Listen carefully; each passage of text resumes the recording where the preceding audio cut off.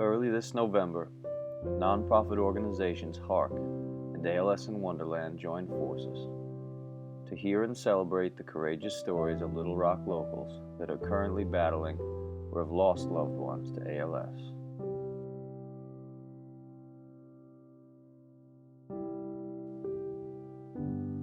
In addition to sharing their incredible stories of inspiration and strength, they were reminded that there are those out there who refuse to let them stand alone in their fight.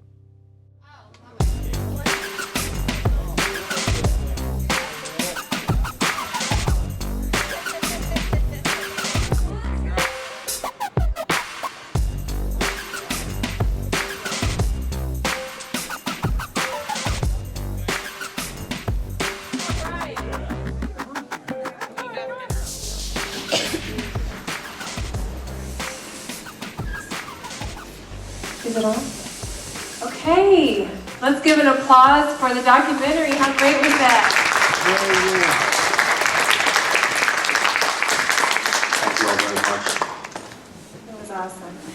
We have some very special people here tonight, and we're going to have an ALS story panel. We have Nick Parsons. Hello, Nick. Judy Glover, Kathy Springfield, and Kevin Thompson. So, what we're going to do tonight, we're going to do a question and answer panel, but we're also going to go down a line. They're going to tell their story of how they're connected with ALS. And Daddy, would you like to talk too? I know you like to talk. Well, my talking is so good. It's okay. Mine's not either, so it's okay. Well, You can come up here if you want. Just, you don't have to make a decision right now. Just let me know. thank you. Okay. All right, so we'll start with Nick. Mr. Parsons. Okay. My name is Nick Parsons. I live in Conway, Arkansas. My wife was diagnosed with ALS in 2006, and she was in Disney World on a band trip. She was a high school math teacher, and she was chaperoning the band from Conway gets to go to Disney World every 4 years, and they march in the Main Street Parade. So it's a great adventure for them. So she went down with my son, and she noticed a weakness in her left arm. So when she got back, she began going to the doctor and diagnosing it, and they pretty much knew what it was, right at the beginning. But we went through about 3 months of testing, trying to make sure. And as most of you know, there's not a test for ALS. There's a test for everything else, and then you figure out that it's got to be ALS because it's none of the other things. So we were hoping for things like the West Nile virus, anything but ALS. But of course, it came down to that it was ALS. So that began our 8-year, I'll call it an adventure. The most challenging time of my life. As you know, I can speak from the caregiver side. I cannot speak from a victim of ALS side, because we just do not, I don't think, even as well as I knew my wife, I lived with her for 32 years, I still don't think I understood exactly what was in her mind through that time. I don't think we can. I don't think we can. And we need to recognize that. And so from the caregiving side, and we know them very well, we can do what we can to find those nuggets of life that are still there. And that's what we did. I know we're all thinking about hope. We hope for a cure. Maybe there's one coming. Maybe it's still too far away for some of us. But we're going to keep hoping for that cure. But in the meantime, let's live. And let's live. That's what we decided to do. Trish did not want to spend her time struggling and going around trying all kinds of test drugs or whatever. She said, I just want to live. Let's have fun for the time that we have. So that's what we did. Every phase, every phase where things got worse, we would search and find out what nuggets of life. And we would find those golden nuggets. And you may have to search pretty hard sometimes, but they are there. So that's on to Judy. Very good.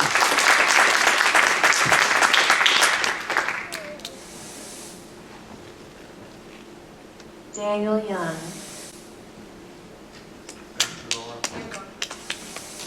I was thinking about what I was going to say. My journey, or my first symptoms, I guess, started around a year ago. For me, was the muscle twitching and the weakness in my upper extremities, in my chest and my arms. And I diagnosed in March of this year. So what I've looked at and noticed is the disease has been real aggressive. I know it's different for everybody, and I see people that are a lot better off than I am at this point and what the disease has done to my body. And I think that that sense of hope that things will kind of progress slowly to give you time to transition and prepare for the short term has taken its toll on me as far as mentally. I mean, the physical part, that's fine.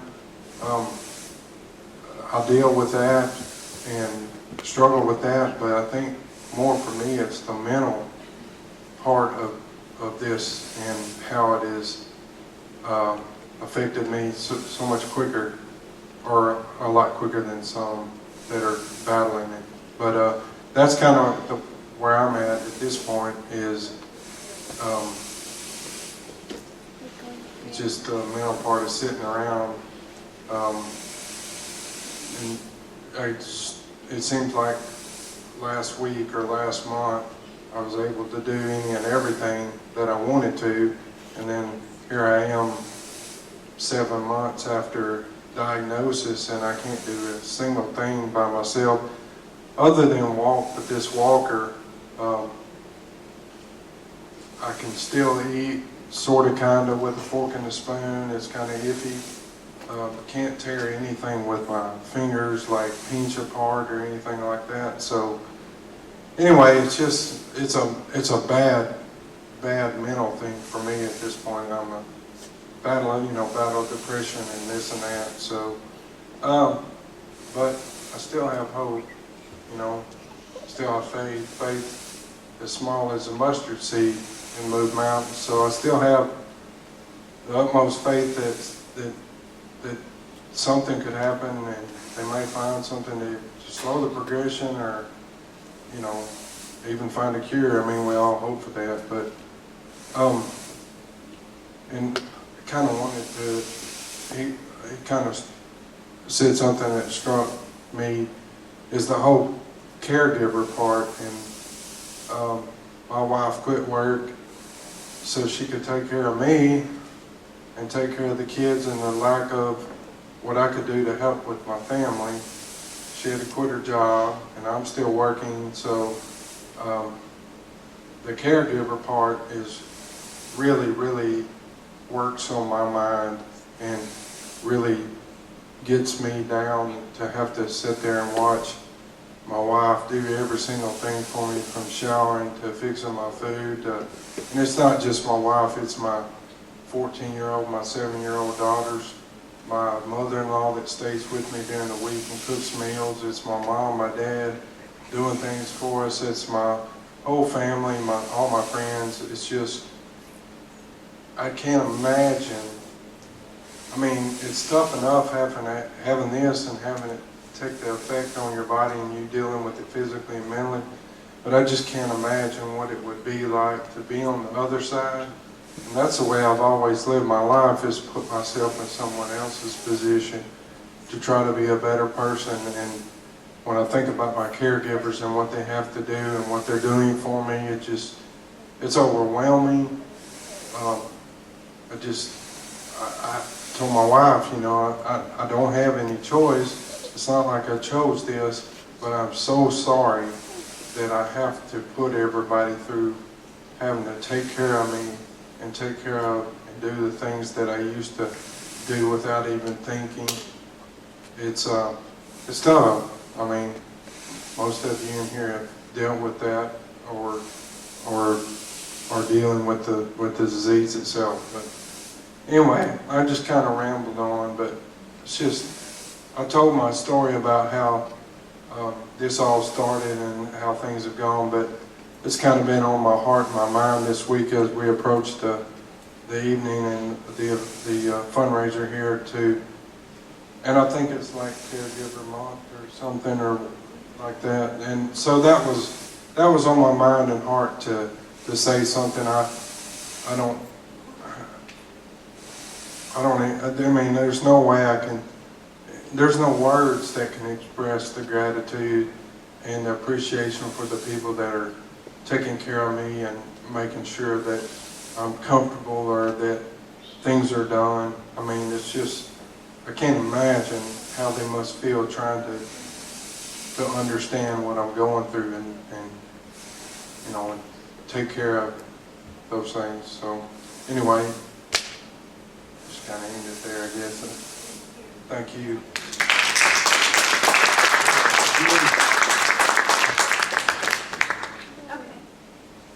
The documentary, that was unbelievable.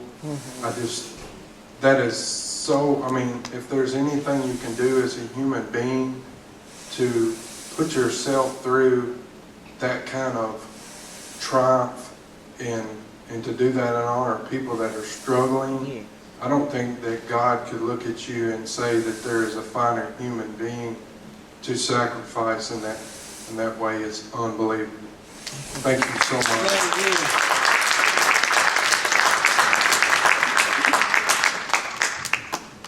I'm Judy Glover. I'm from Batesville, Arkansas. My husband was diagnosed with ALS in June of 2010. His symptoms came on rather strangely. He was having heart problems in 2007. And he had been having what was described as seizure-type episodes. And the heart surgeon, he needed 4 bypasses, and the heart surgeon says, well, I think after we do this bypass surgery, he's going to take care of those seizure-type episodes because they had run every kind of test they could on him, sleep studies, EEGs, everything, to try to determine if he was actually having seizures, and they found nothing. Well, he had his bypass surgery at the end of 2007, and the very first words he spoke after his surgery, his voice was very raspy. And being a nurse, I know that having an endotracheal tube down during surgery can cause hoarseness, a sore throat that usually subsides after a few days. His voice never got any better. As time went by, his voice became worse and worse and worse, and instead of him improving from his bypass surgery, he was on a slow, steady decline. He began losing weight, slowly, progressively. He started getting weaker and slower at everything that he did. He started tripping and falling, and this is over a period of the next 3 years. Just everything that was normal about him before was no longer normal. His voice had become very nasal, as if he was holding his nose whenever he was speaking. None of this was normal for him, none of it at all. And by the time we went to see the first doctor, I suppose my husband's way of getting his foot in the door to try to find out what was wrong with him, this may sound a little bit funny in a sense, but he'd never had a colonoscopy, so he says, I think it's time for me to go have a colonoscopy. And being a man, that's the way he was going to get his foot in the door to try to get to the source of what was causing all of his symptoms after the bypass surgery. So we went through that, and by that time he was also having a little bit of difficulty swallowing. So his gastroenterologist said, well, we'll do the colonoscopy and then we'll do an upper GI to see if we see anything wrong in the esophagus or around your voice box. We did that. He didn't see anything wrong. He even did a swallow test. It was okay. So he says, I'm going to send you to a neurologist and let him check you over because I know this doctor was suspecting something by that time. So the first neurologist we went to see my husband sitting on the table in a gown, and I had never even noticed this myself, but at that time I'm seeing both his legs and his arms, and this doctor is seeing the same thing I'm looking at the same time, little fasciculations all over his legs and his arms, little muscle movements, muscle twitches, and I'm sure most all of you know what I'm talking about. And he just sat back and he shook his head and he said, "This doesn't look good." Well, I had suspected this could possibly be what the diagnosis was going to be in the near future, so I started doing more research on it, He was taking statins, cholesterol lower medication. You may know it better as Lipitor or Zoflor, is that one of them? There's many different brand names. And I read where these statins cause muscle weakness. So I said, whoa, we're not going to add fuel to a fire here. My husband had failed to tell me previously that he was still having those seizure-type episodes. There would be episodes where he would taste or smell something, you'd call that an aura, and then he'd become very, very weak. He'd have to sit down. He'd be at work, he'd have to sit down. And you could see when those were happening what it was doing to him. So after reading about the statins, I said, no more of this. So I had him to stop taking that medication. Within a few days, those seizure-type episodes went away, and he never had another one. But then, with the next visit to Dr. Batul and Dagdu at UAMS, she diagnosed him with ALS. And I told Dr. Batul about the statins, the seizure-type episodes that had gone on all this time, how they subsided after a few days of discontinuing that medication, and she was interested in that and hearing that. But to hear the words ALS, I can't tell you what it did to my husband at that time. There's a lot of you in here right now that's aware of that feeling when you're first told that you have ALS. My husband was crying his eyes out, and all he could say is, "I want to live, I want to live." And all I could do was hold him and cry with him. And he then asked the doctor, he says, "Is there anything you can give me that'll help me?" And I'm sure you're all familiar with Rulutech, or better known as Ruluzole. The only ALS medicine that stood through all the other placebos, trial medicines, as having some hope of prolonging life a little bit. That was the medicine she prescribed for him. And from 2010 until July 2014, he took Ruluzole every day. Did it prolong his life? I don't know. One of the doctors asked me, said, "Do you think it's helping him?" I said, "What do we judge it against?" Get my point? How are you supposed to know? But all I know is my husband wanted to live. We cried the first 3 months, to tell you the truth. We'd lay in the bed at night, we'd hug each other, and we'd cry ourselves to sleep.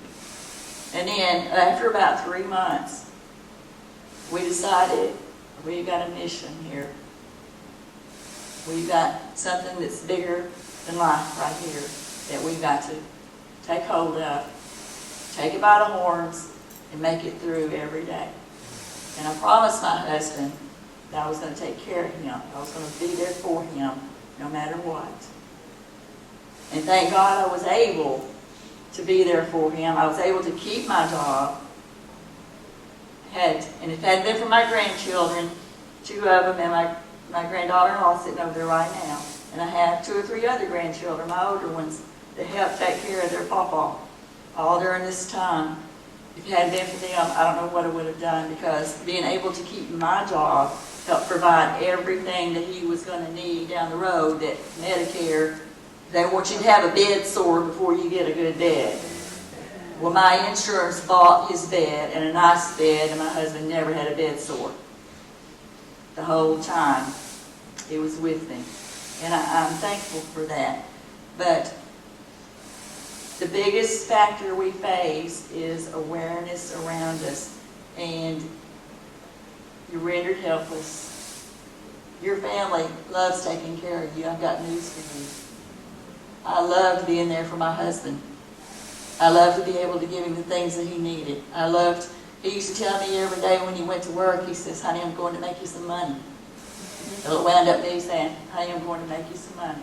I hated leaving him every day, but I knew I had to give him the things that was going to help us take the best care of him, to keep my insurance on my job. And every day I learned. We used to hear that song one day at a time. It was just a song then. We hear people say, one day at a time. But I'm going to tell you something, until you learn to live one day at a time, the real meaning of it, it is a means of survival. Because at the end of that day, you had a good day because you had another day. You don't worry about tomorrow. When you lay your head down at night, don't think about you got to get up. Caregivers, don't think about I got to get up tomorrow and do the same thing I just did today. Or I may not get much sleep tonight, because if my husband doesn't sleep well, I'm not going to sleep well, and I still have my routine to do tomorrow. When I started thinking that way, I'd say, just be quiet, go sleep. And I would go to sleep. I was able to get up the next morning, start a new day. When it was over, it was another good day. So when you learn to live one day at a time, the actual meaning, you can do it. If you dwell on tomorrow, that's going to be your fault for that day. Don't do it. Live today, make it through the day, do the best you can. And I said at the end, and I even told the doctors at UAMS, you'll walk away with no regrets. No regrets, because you gave it your all as a caregiver. And that's what your family's doing. I can tell just by listening to you. And I'm sure this gentleman sitting beside me right now did the same thing for his wife. UAMS knows me now, let me tell you. Over a process of, from 2010 to 2014, I know we were there at least 15 visits. When we first went there was so little awareness about ALS. I'm sorry to say it, but some people don't have much compassion. I'd even have to say, be careful the way you turn my husband. He has ALS. Well, what does it do? What does it cause? Now, this is the medical profession.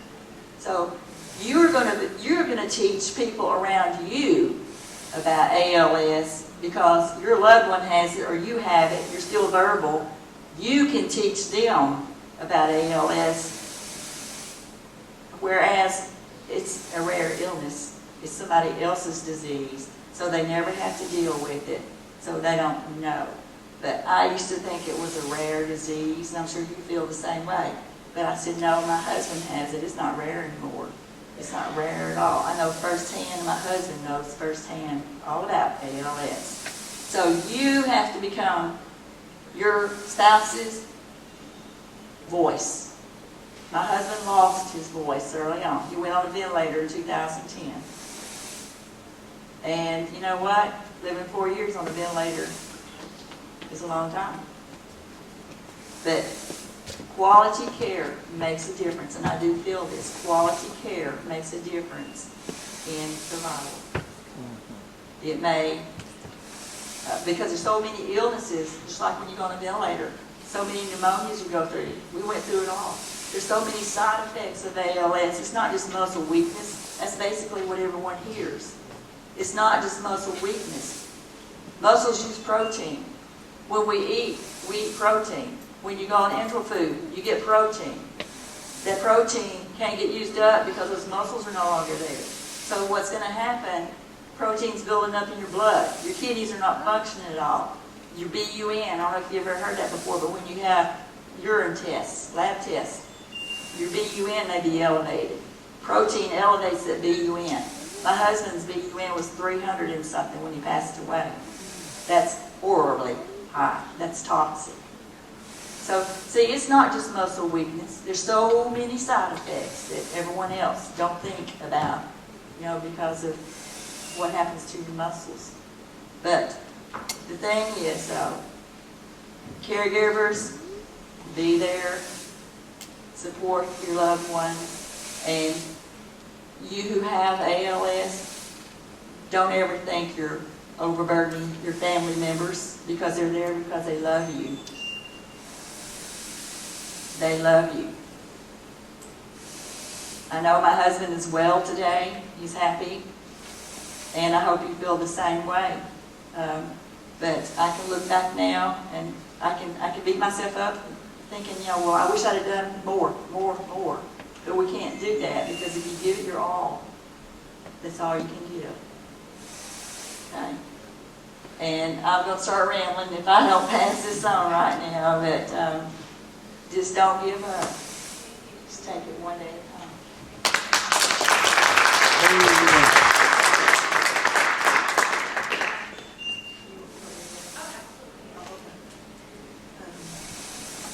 Okay, public speaking's not my thing. My husband was very young when he was diagnosed. He proposed to me in 2011, September 2011, he was diagnosed. No, this is September 2011, he was diagnosed December 2011. We were married 6 weeks later. His disease started with fasciculations, muscle twitching, and what we thought would be just a spine surgery. Maybe he wouldn't run like he did before. Our first appointment was with Dr. Kathy at Baptist, and within minutes, he blatantly said, no ALS.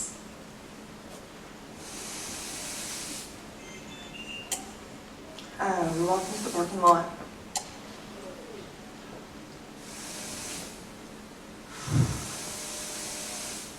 With doubt. It didn't take long to get 3 other physicians to agree.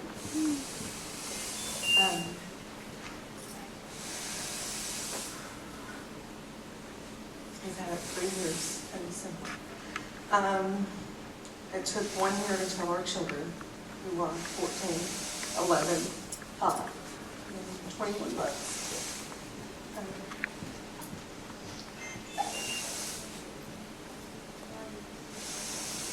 He works full-time for Stevens, who's been great. He's an IT geek, so he kind of gets away with being able to work differently than others. Insurance is a big factor that you have to consider when your spouse is diagnosed with ALS. Medicare does not cover much, and private insurance is almost a godsend. You get most of what you need covered with that. We've been fortunate to maintain 2 forms of insurance on my husband throughout his disease.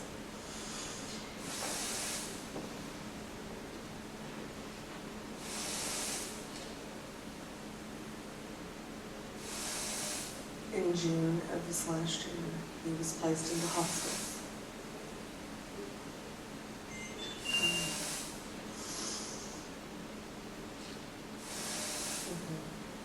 Every milestone, as you explained, is difficult. It seems as though you plateau for a period of time, and then here's a drop, and you don't see the drop coming. You go into emergency mode, you attempt to cope with that with only so much.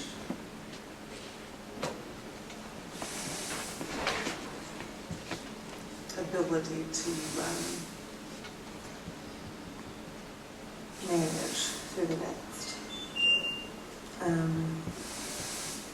And as you mentioned earlier, every plateau is different and every dip is different. There's so many variations of this disease, and you don't quite know how it will progress. And the unfortunate reality is the only thing we have is the functional ALS rating scale, which is very limited in its ability to assist us in understanding what we're dealing with. one of the things we've battled with our family that may have not gotten mentioned is that we deal with grief in many variations. Each family member is grieving differently. When you look at our children, they do so differently. When we look at my parents and his parents and siblings and myself, we deal with it differently.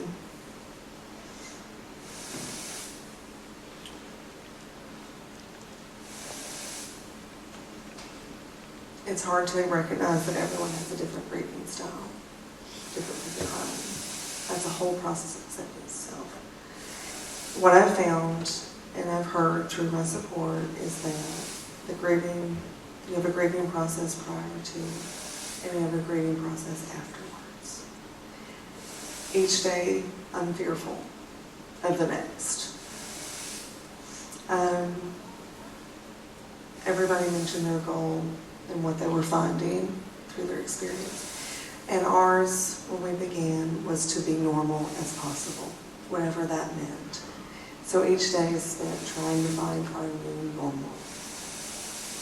With the acceptance of our friends, family, and community, we've received enormous support to get us through when we didn't have all the resources needed to keep moving.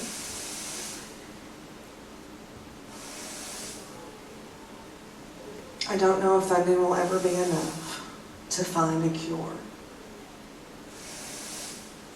I hope that the funding you do give to each of these organizations allows a patient to receive something they may have not gotten before. Whether it's their ventilator, their bed, their wheelchair, their medications, your financial support, your emotional support, gets them through the next milestone in their disease. So each time you donate and give, please remember that. Remember each of us that are very appreciative of your support and your guidance. And the next thing you know, she's riding around with cool little scooters. Then she gets a chair, and then she's slowly losing her hands, and then you see her get on the ventilator. You know, it's hard to watch a family member go through it. And, you know, she passed away in 2010, left behind 2 children. And in 2011, got done golfing one day, and my wife picked me up. We went to Walmart like everybody else does. And we was walking out of Walmart, and she's like, "Why are you limping?" I said, "I don't know, maybe it's my back." And you know, we didn't pay much attention to it, and then it never went away. And later that year, in 2011, in December, me and my daughter were doing a food drive for the food bank at War Memorial, and I noticed I couldn't stand on my tippy toes. Then that kind of struck something, there's something wrong. I mean, hopefully it is my back. And then I was kind of concerned about ALS, wasn't for sure. Well, in April of 2012, we went to a neurologist, Dr. Chesner, and he ran the test, and he said, you know, I just broke my ankle actually that Saturday before I went golfing. Imagine that, it's kind of crazy. And we went in there, and all the tests came back fine. You know, they did an ENG, and he said, "Man, I just don't see you having anything severe like MS or ALS." He said, "Maybe it is that thing in the back. It's, you know, you're not, you know, if you get worse, it's come back."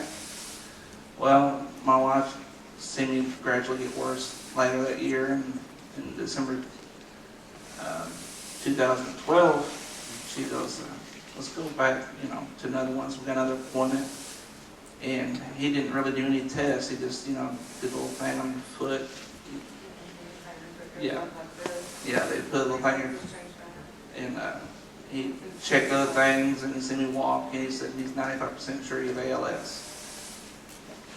Now, I don't know what the hardest thing is for any of you guys to do, but to walk home and tell your child that's already seen somebody go through it that you have the same thing that Aunt has is one of the hardest things I ever did.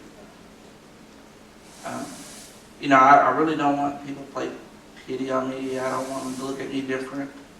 You know, I know I stick out now. I'm in a wheelchair, and I have a big furry dog that walks everywhere with me. He's probably back here going crazy. But don't look at me like, oh man, he's in a wheelchair. I think of it this way, I never have to look for a place to sit. So, there's benefits. There's only a small benefit that you can get. Like, I met a lot of great people. My wife and Kathy became good friends.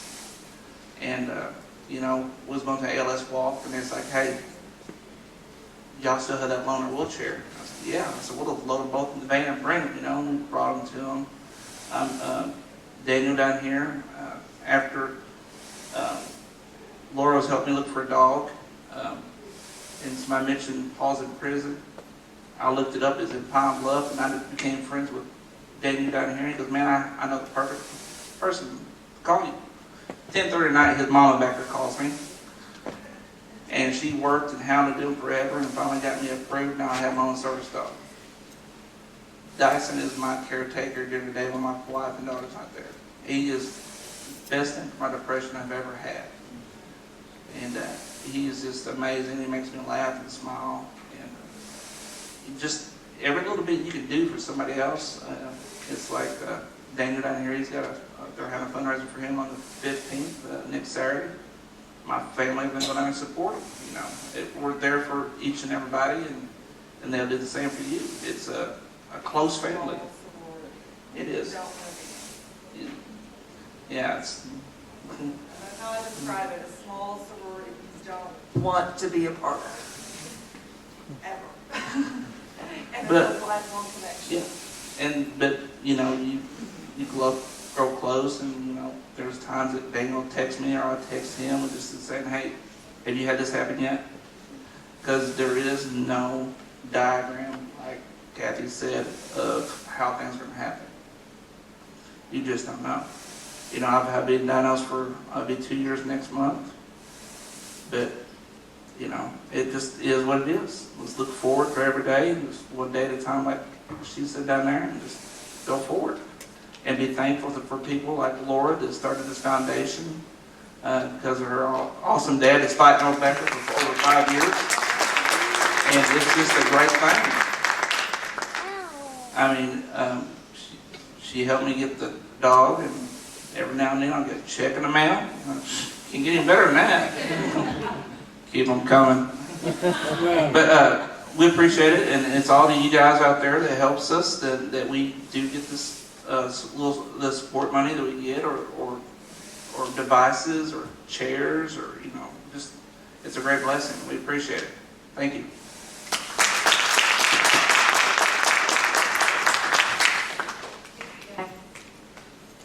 Wow. Well, I want to introduce a couple of people that are out here. Brian Fender, you missed the documentary. It's okay, we'll see it again. Let's see, Donna Henson. Hi, Donna. Donna Ben Henson. Anita Miller. Her mother, Regina Miller, just passed away recently. Let's see who else is here. My daddy, Richard Bloom. My daddy. He's all the way in the back. He's being shy. He usually comes up here. And I'll come up. you'll come up? Okay, good. Carol Walls, which is on our advisory board, and his wife, she passed away from ALS as well. And let's see, we have Tark Shahada, and his connection to ALS is his fraternity brother, Paul Dunn. He passed away 15 years ago, and they do the ALS golf tournament every year. And I see Mama Rose and my Mama Jean. Hi. And so thank you to Josh. Oh, Josh is behind me, I'm sorry. And Charlie, who came all the way here from New Jersey. And I guess he has a couple more things to say before we let you guys go, okay? I think I've been eyeball. Come here, baby. Come here, baby. Get that right out of the way.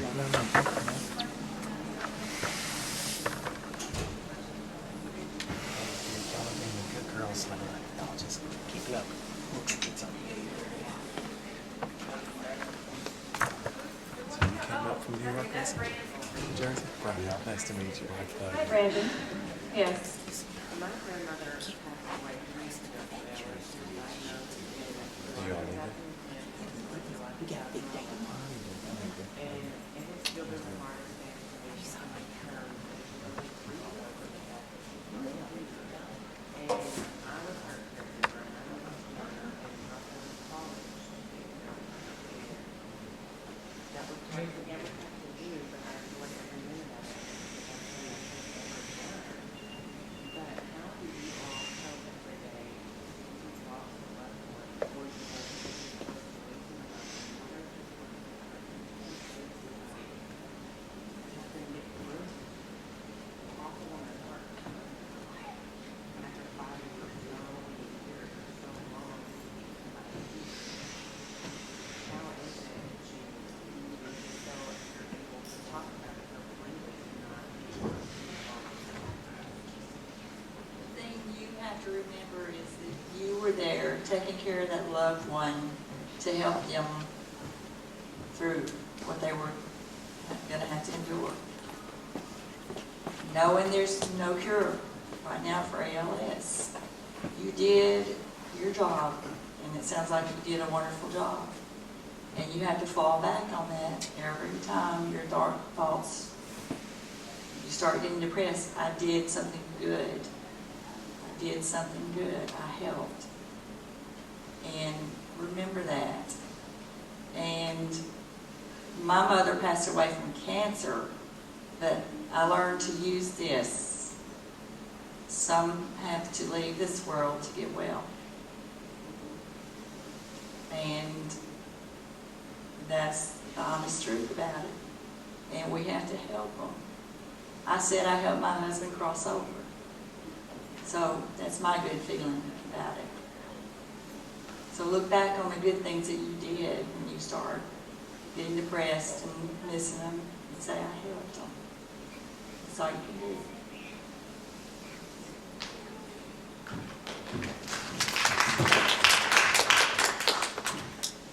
All right, my dad's about to talk, and he can talk for a long time sometime, but I just want to say to everybody, thank you for allowing me to help you. And it's almost like I was going to cry, but just, I don't know. But I feel very grateful that God chose me to bring awareness to ALS and to raise funds directly for the PALS. And I'm going to continue to do that as long as I can. Okay.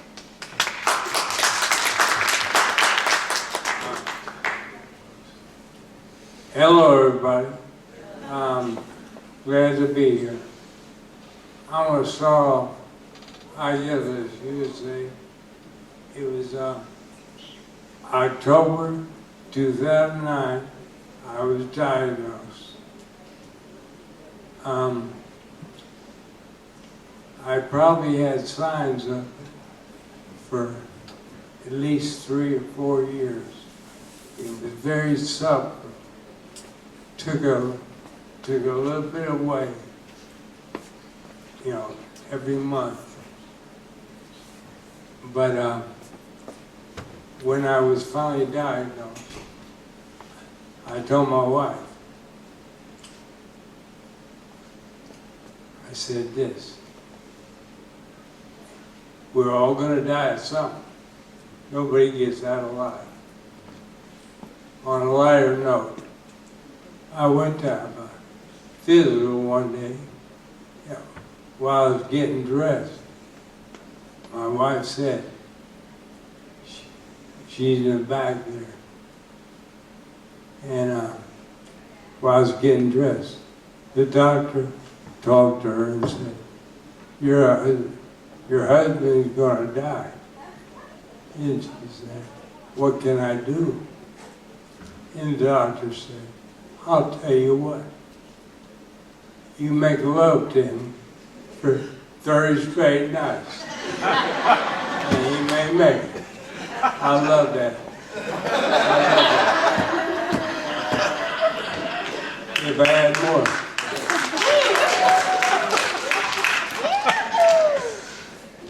If I had more time, I'd tell you about her physical.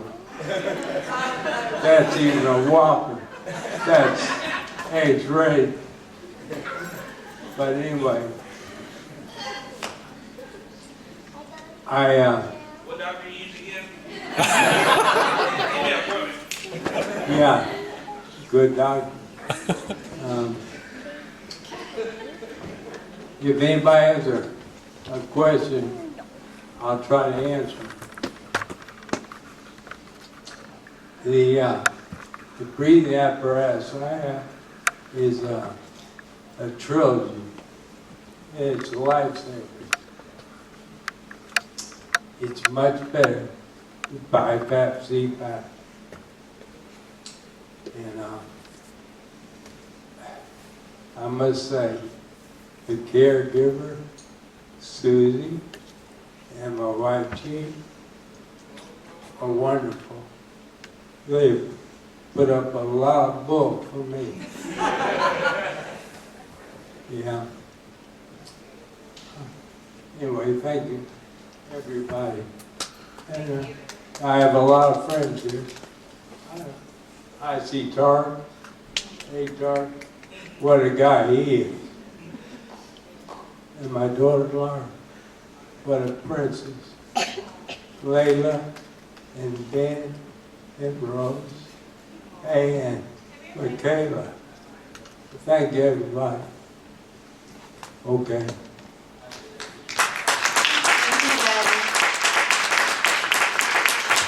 Thank you again for coming out. Oh, here comes Layla. Layla, do you have something to say? This is Layla, our four-year-old daughter, and she has something to say. Let me make sure the mic's on. Okay, go ahead. You got to get on the stage and talk. Thank you for everybody to come. Oh.